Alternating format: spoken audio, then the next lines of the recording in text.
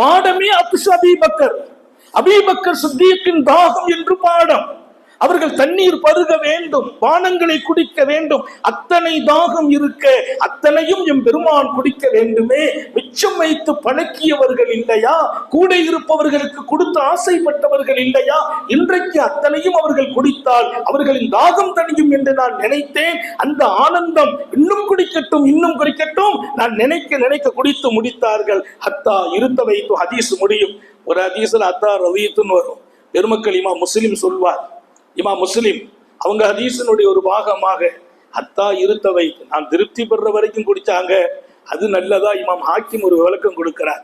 அதை விட 1000 மடங்கு விசேஷம் ஹத்தா இருத்த வைத்து, நான் தாகம் தணியும் அளவிற்கு குடித்தார்கள். இந்த முஹப்பத்திற்கு எதை உதாரணம் காட்டுவது?